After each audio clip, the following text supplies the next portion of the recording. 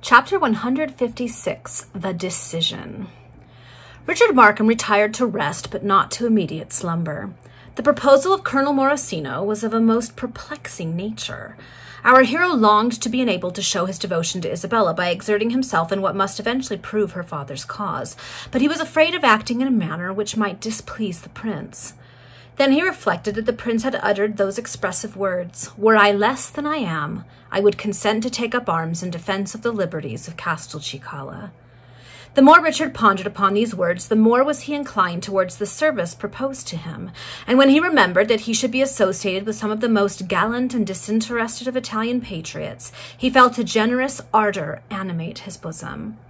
"Oh, if I could but achieve some deed that would render me worthy of Isabella," he thought.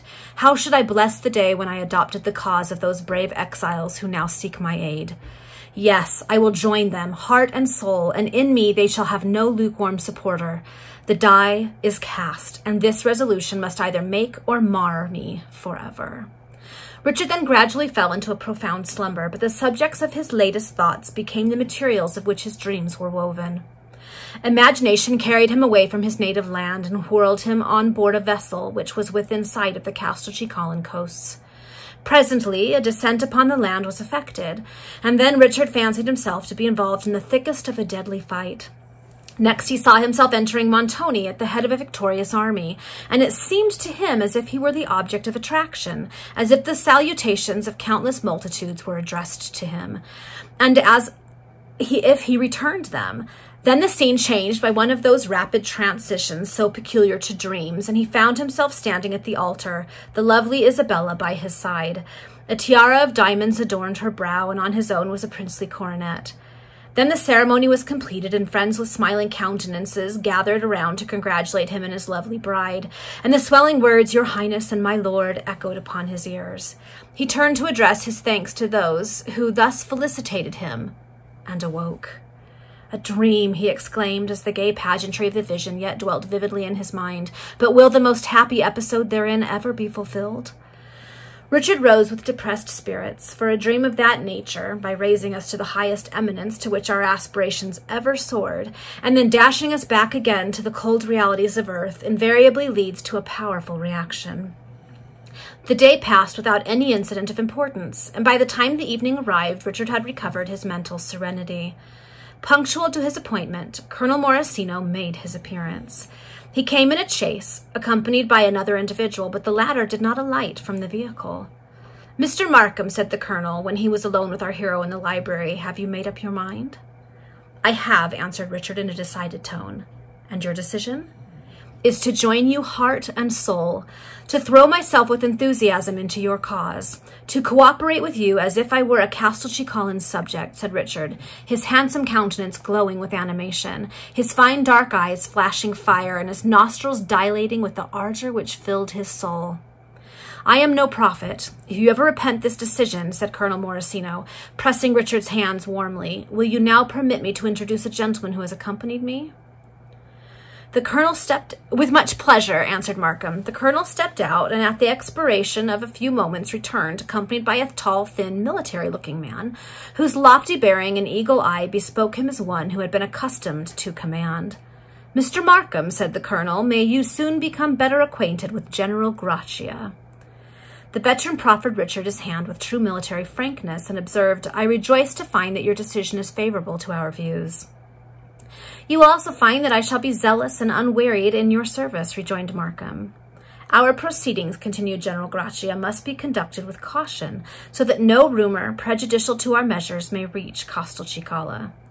"I believe it to be understood," said Markham, "that should the Grand Duke change his policy to such an extent that the Castelcicalans may obtain their just rights and privileges by means of his concessions, before our own project shall be ripe for execution, that, in this case, we must at once abandon them."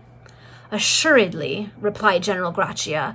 "God knows the purity of my motives, and that I would not plunge my country into civil war without the pressure of a dire necessity. Neither am I adopting extreme measures from vindictive motives, because the Grand Duke has banished me not only from office but also from the territory. Had I assented to his despotic decrees, I might have retained my high position in the cabinet and aggrandized my own fortunes at the same time. As a proof of my integrity, Mr. Markham, read this document." The general produced from his pocketbook a letter which had been sealed with the ducal signet and was addressed to His Excellency General Grachia, Minister Secretary of State for the Department of War. This document he handed to Richard, who found that it was an autographed letter from the Grand Duke of the General, written at the time when the military disturbances occurred at Montoni. It remonstrated with General Grachia for refusing to countersign the ordinance decreeing the disbandment of the 3 regiments, and promising him the rank of Marquis and the premiership if he would but consent to aid His Serene Highness in carrying out the proposed rigorous measures. "To this letter I replied by sending in my resignation," said General Grachia, "and thus I reckoned my own fortunes and made my wife and children exiles." "You acted nobly, like a true patriot," cried Markham, contemplating the veteran with admiration. If for one instant I entertained a scruple in embracing your cause, it is now annihilated, for you have honored me with the most convincing proofs of your patriotism."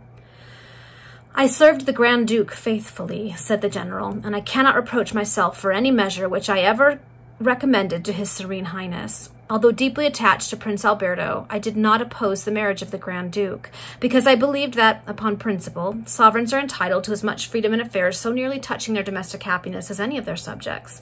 I saw in the present Grand Duchess an amiable lady, and I knew that she was a virtuous one from the strong recommendations which she received from His Highness Prince Alberto and the Earl of Warrington to myself and my family. I supported then that marriage upon principle, upon a conviction which I entertained. I believe that sovereigns have a right to consult their own happiness in marriage, and I never will admit that they have a right to enslave their subjects. I will maintain the privileges of princes when I consider them encroached upon by the people. With equal readiness I will protect the people against the tyranny of princes." Richard listened with admiration to these noble sentiments, and he could not help exclaiming, "How blind sovereigns often seem to the merits and honesty of those who would counsel them wisely." "Such is too frequent the case," observed Colonel Morosini. "The plan upon which I propose to act is simply this," resumed General Grachia. "One of the most humble, but not the least sincere, of those refugees who support us will take a house in London in his own name, and there shall our headquarters be fixed. There shall we hold our meetings, and thence will our correspondence be expedited to those whom we can trust, and on whose support we can rely. In order to avoid all cause of suspicion, I shall take a house for myself and suite at the West End, where I shall, however, lead a comparatively secluded life. Fortunately, the greater portion of my property consisted in money in the public funds of Castelcicala, and for that I obtained securities which may be easily released in London. My friend Morosino stands in the same position. Between us we can muster some 20,000 pounds, and other exiles who are favorable to our views can throw 10,000 more into the common stock." "To which I shall also be permitted to contribute my quota," interrupted Richard. "Not if we can manage without it," answered General Grachia, "and I have no doubt that pecuniary resources will not be wanting in this good cause." The general then proceeded to a more detailed development of his plans, but as we shall have to deal with them fully hereafter, we will take leave of the subject for the present. Before we conclude this chapter, we must record 2 or 3 little incidents that maintain the continuous thread of our narrative. A week after the demise of Miss Gregory, the funeral took place at a suburban cemetery. The bereaved father and afflicted brothers were the chief mourners, but Richard also followed the remains of the departed girl to the tomb.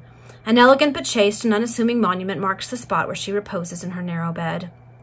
At the expiration of the 7 days during which she had been remanded, Catherine was examined a second time before the magistrate and was fully committed for trial. A coroner's inquest had in the meantime recorded a verdict of wilful murder against her. She was accordingly conveyed to Newgate.